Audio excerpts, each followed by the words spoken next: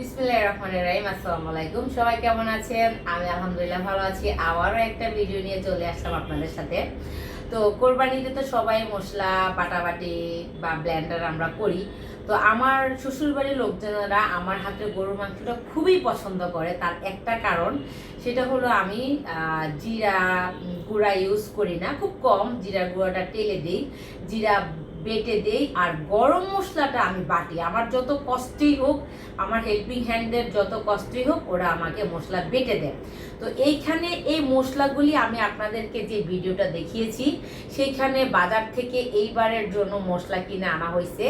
আর এই মশলাগুলি আমার বাসায় ছিল, যে মশলাগুলি আমার বাসায় ছিল সেই মশলাগুলি দিয়ে আমি আপনাদেরকে কিছু ব্লেন্ডার করব, কিছু বেটে নেব আর কি। তো আমি কি কি মশলা একসাথে বাটি বা ব্লেন্ডার করি, কেন আমার মাংস এত মজা হয়, মানে আমার গরুর মাংস রান্নাটা কেন এত মজা হয়, সেটাই আমি আপনাদেরকে আজকে দেখাবো। তো আমার মতো যদি আপনারা এভাবে ট্রাই করেন, অবশ্যই আপনাদের গরুর মাংস রান্নাটা খুবই মজা হবে। আমি প্রায় 20 পদের মশলা ইউজ করি, এক। আর দ্বিতীয়ত, আমার এই ভিডিওটা আপনারা কে কোন জেলা থেকে দেখছেন, প্লিজ প্লিজ কমেন্টস করবেন। আমি নেক্সট ভিডিওতে আপনাদের নামটা, আপনাদের কমেন্টসটা সহ শেয়ার করব, ঠিক আছে? তো যাই হোক, আমি কি কি মশলা ইউজ করি সেটা আমি আপনাদেরকে দেখাচ্ছি। এইখানে আছে সাদা গোলমরিচ, এখানে আছে সবুজ এলাচ, এটা হলো গোলমরিচ, এটা হলো স্টার মশলা, এটা জয়ত্রী। এইটাকে কি বলে আমি সঠিক জানি না, তবে আমার মার কাছ থেকে শুনেছি এটার নাম পোমরা, পোমরা বা ফোমরা, এরকম কিছু একটা হবে।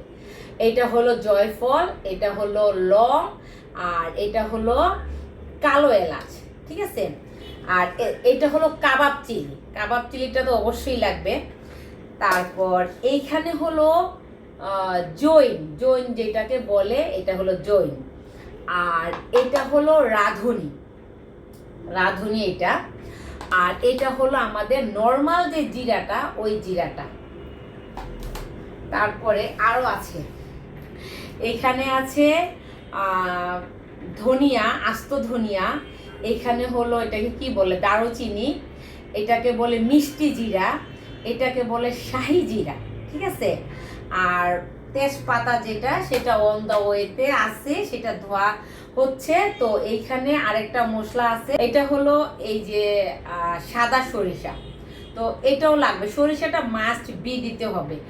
আর হলো যে আপনাদের শুকনা মরিচ, যেটা শুকনা মরিচটা টালাটালির দরকার নেই, শুকনা মরিচটা ওয়াশ হচ্ছে, মানে টিস্যু দিয়ে মুছে নিচ্ছি আর কি, সেটা অন দা ওয়েতে আছে, ওইটা আসবে। তো এই হলো আমার 22 পদের সব মশলা। এই মশলাগুলি দিয়ে আমি কিছু ব্লেন্ডার করি আর কিছু শিলপাটায় বেটে নিই। তো এই হলো আমার গরুর মাংস রান্নার সিক্রেট মশলার রেসিপি।